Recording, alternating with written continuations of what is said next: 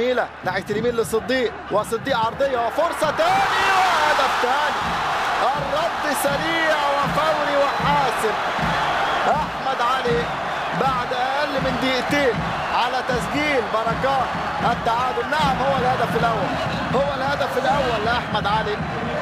نجم الدراويش يسجل أول أهدافه الأفريقية، وحتى في الدوري لم يسجل ما زال. ابتسمت الكرة أخيرا لأحمد علي. تساءلت منذ قليل متى تبتسم الكرة لأحمد علي. ابتسمت في الدقيقة 36.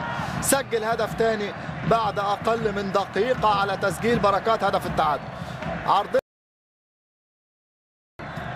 ومتابعة وختام أروع من أحمد علي في غفلة من دفاع النادي الاهلي، وصعبه على احمد عادل عبد المنعم هذه المره. شوف الكره صعبه جدا جدا، واحمد علي رايحه ارضيه زاحفه في الزاويه اليمنى الارضيه. واحمد علي اول اهدافه سجل مع المنتخب في المباراه الوديه امام الكونغو، لكن